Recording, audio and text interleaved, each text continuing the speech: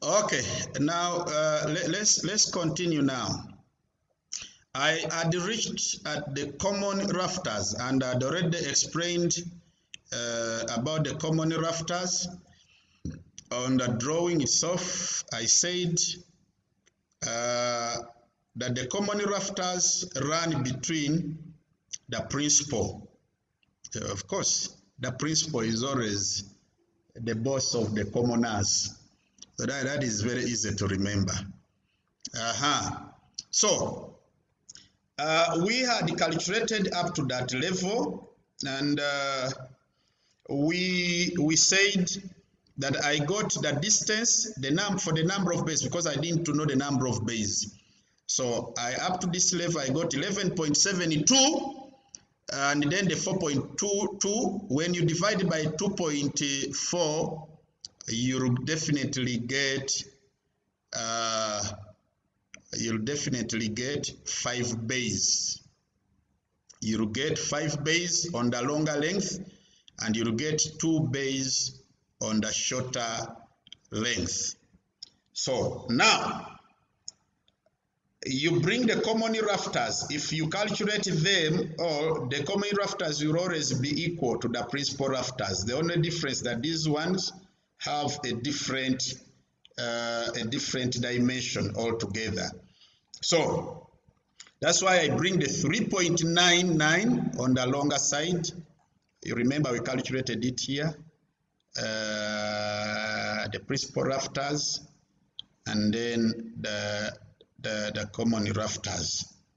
So the 3.52 and then the 3.99. So we get the 150 common rafters. Now the bracket here says that these two have the same description. So for those that are longer, we said they are 5 bays on the other longer side.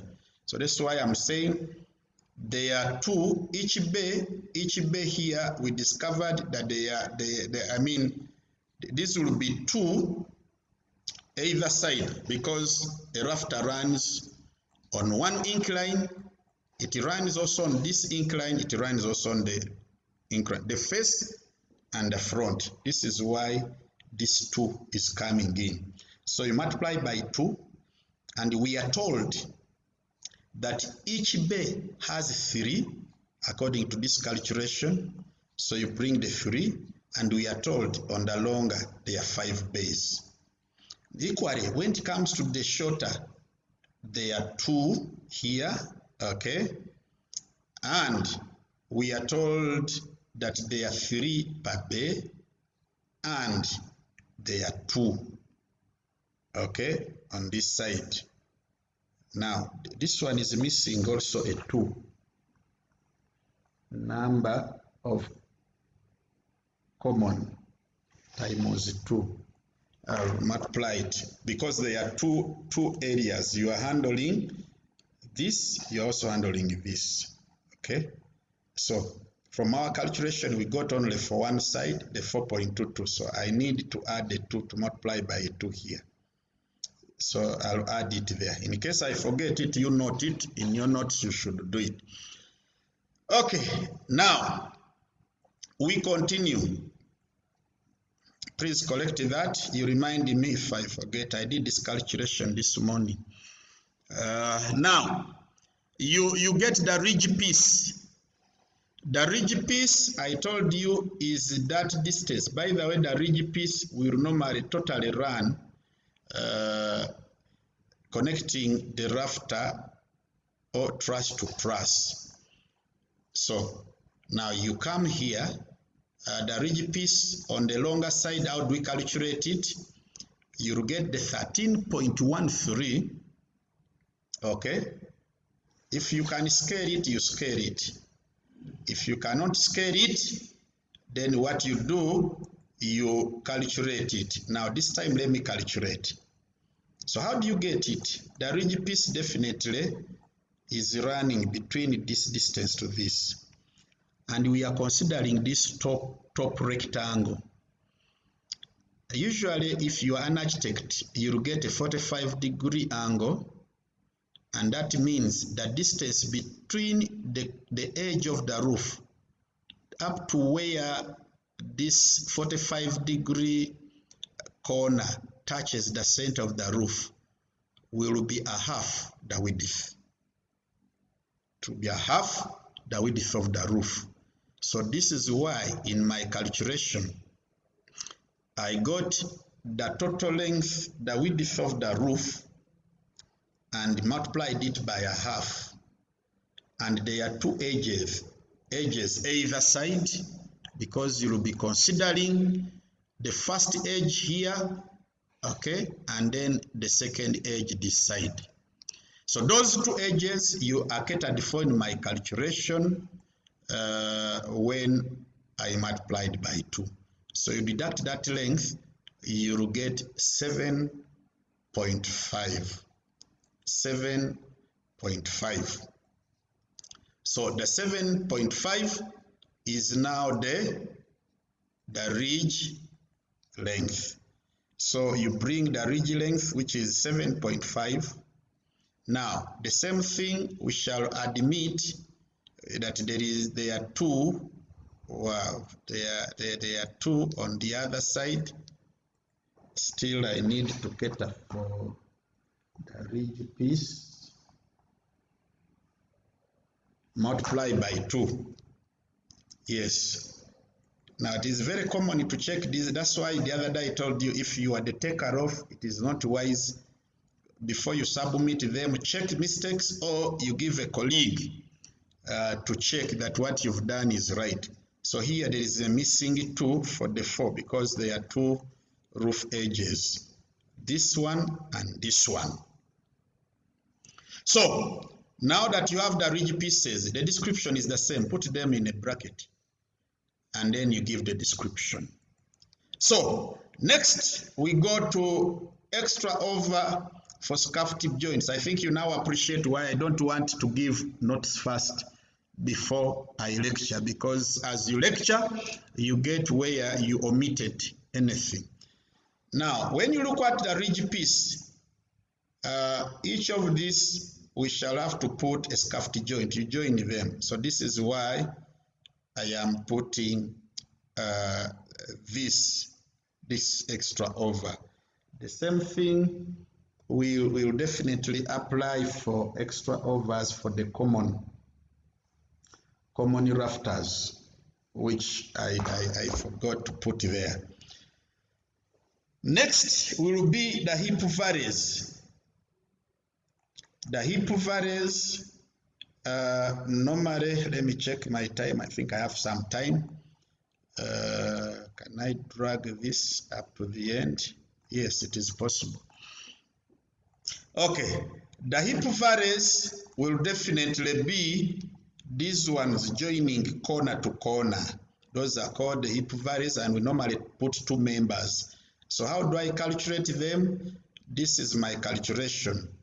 You assume the length in the corner, okay? You get this length from the corner to the center, and then how much it rises on top. So this is why I've sketched this rectangle for both of them. So it rises by 2.9, it rises, it goes by length on ground, on plan. Plan length is 3.946 and it rises 3.9. So I'm interested on the hypotenuse. So this is where I get the hypotenuse as 4.93. Equally for the other shorter side, it comes to 4.49. So I bring that member. Now when you look at this, the longer ones will get this, and there are 4 of them, just as these are also 4. So you get back here, this is why I'm saying 4.9, you multiply, there are always 2 members where we add that ridge cap, there are 2 members. So times 4, equally here, there are 2, but we should multiply by another 2, 4.5, hip rafter multiplied by 2. Okay, so you now get the extra over joints, the jointing areas. I said always cater for that. So there will be the one don't put the number here. Here the code states you mention it as 1. Then how many of them are there? You multiply this side. So I should look at this, how many extra overs are there, even extra overs. So in this case, to me, there would be times 2, and then times this number, the total here, it should be brought. Okay, so that's around 8 times 8, not 4. Now this times 4, and then this times also 4. Good. So next will be the valley. We have valleys. Valleys are here. We have 2 valleys on this plan. This one, this one. The valley is that portion which allows any water to be corrected at the jointing. You see this corner? I hope you are visualizing it. So there are 2 valleys. We need to cater for them. So you name them, and then the valleys are normally equivalent to the other heap. So there will be 4.5 times 2 pieces, and there are 2 valleys. Then the scuffed joints also, since they are beyond the 3 meters, they will be for the 2 times 2. So now I'm done with all the timber members, the trusses. Next will be the roof covering. But of course I have to check if I'm still flowing with somebody. Up to that level, are you still on? Yes. Good. Now let's finalize with the roof covering now. So now when we go to the roof covering, this one is catered for in terms of meters. That's why I got the 3.9, that is the edge. We are on. You are all on. Okay.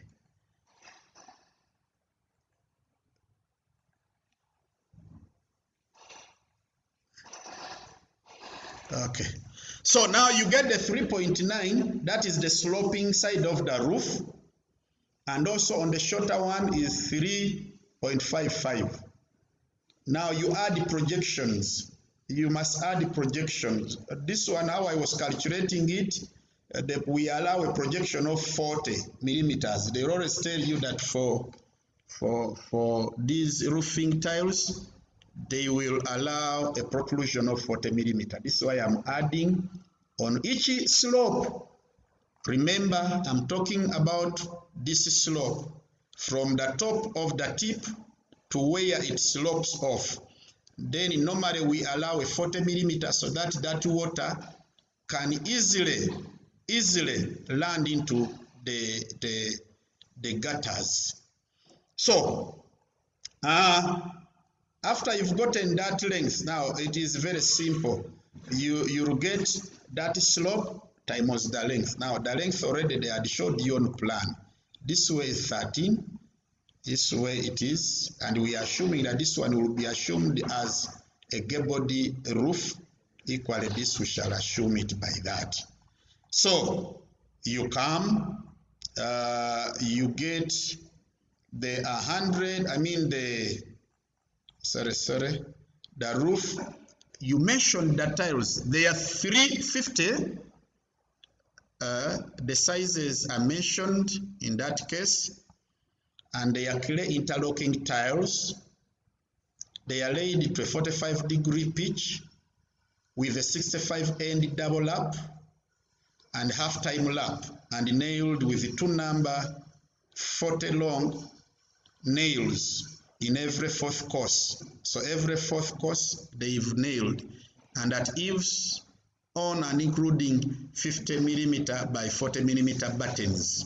So the buttons are brought in here, also nailed to rafters with 40 long galvanized nails. These are special nails, wrought nails. So after you have that, so you get the other length times the slope, which we got the total here 3.9. So that will be one side. You have assumed you've taken all this first edge on the other side. So when you multiply by 2, it will be pouring behind and in front. So this is why I multiply by the 2. So you multiply that by 2. Equally, you come to the remaining portion. The remaining portion will be this. You get the length times 2, and then also times the 2 protrusions. Hope I catered for it here. So this will be the yes, 4 by 3.6, because when you round off 3.59, it comes to 3.6. Remember, we are taking 2 decimal places. So you multiply by 2, and now there are 2 members. Now, still, the polythene sheet will run the same area as the roofing tiles. Still, the chicken mesh will run. That's why I'm bringing both of these items. But the one who's going to do the beading will always take these as separate items. So now, after you are done with that, the roof is done. What happens on site? We have to put what we call ongalama in the eaves. That one is common. Those builders will tell you along the eaves, this center, we have to cover it, a syringe around that. So we must calculate it, because actually it should come before you roof. You normally do it first. But according to the order of takeoff, it is the other way around. So we get the eaves, it will be 13.13. You add the other, we now get the girth. I don't need to waste time here. Get 46. You add the other protrusion, the centers, which comes 55.5.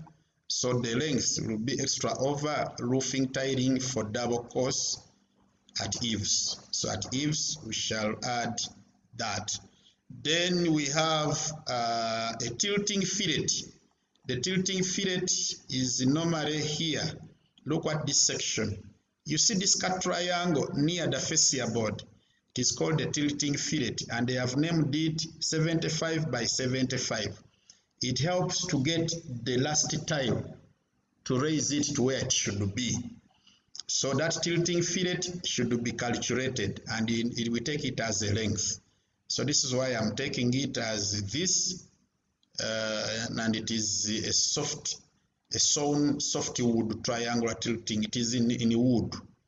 So after I'm done with that, what is remaining is covering the ridges now, the water goods, what we call water goods.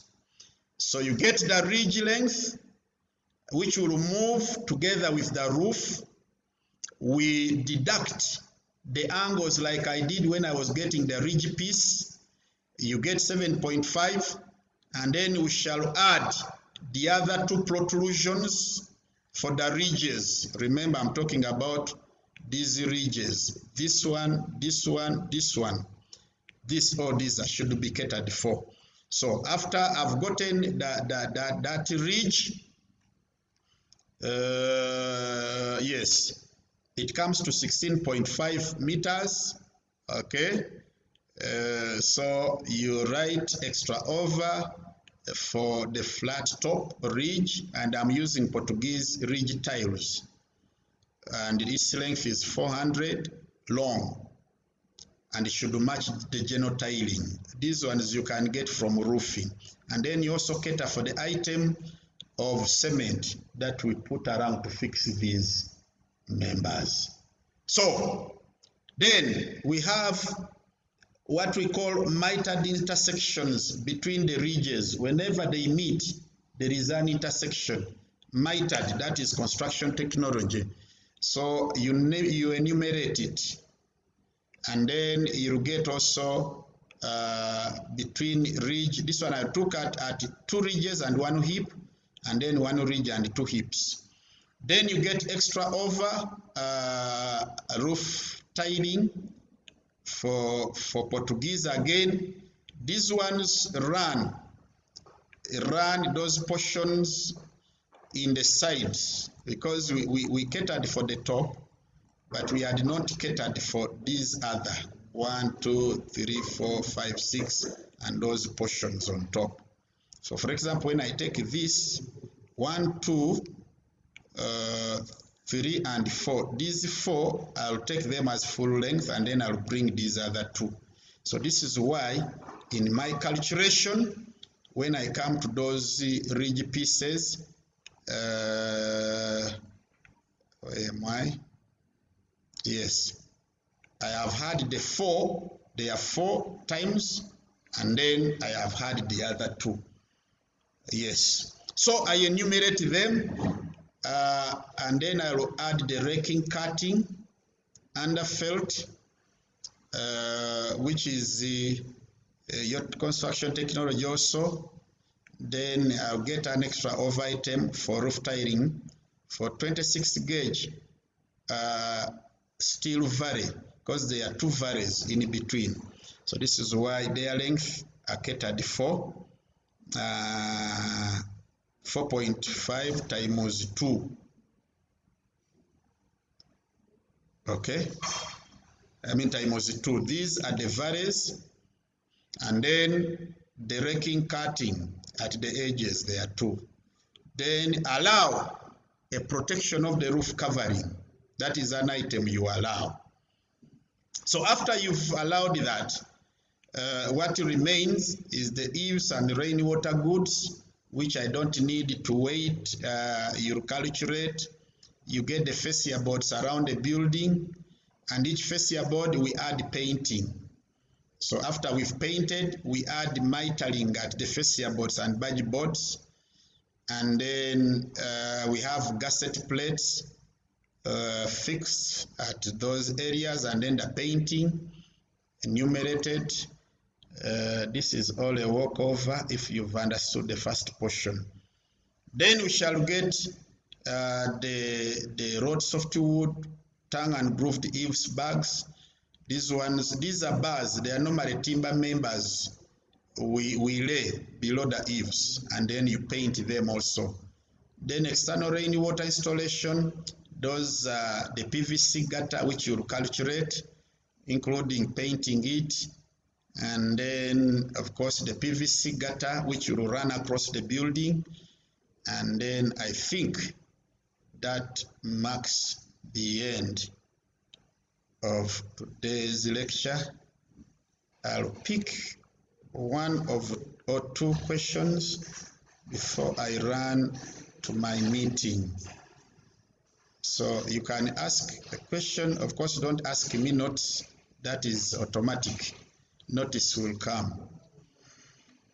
Okay, question 1.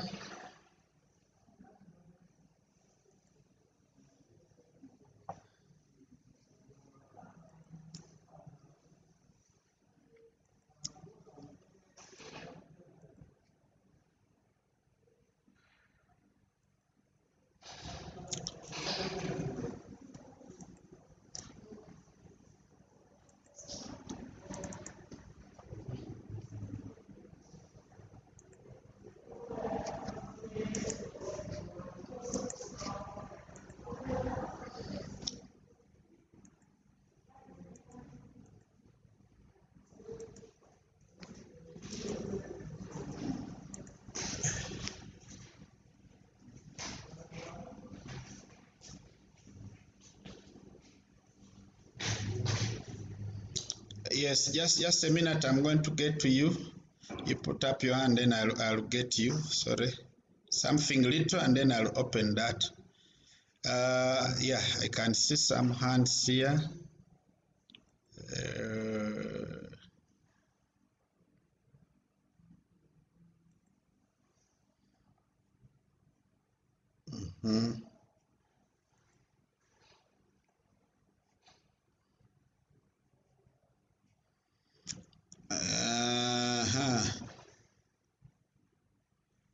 Oh, participants, did I get you on board? I should allow you to talk now. Okay, I can see who's this one now.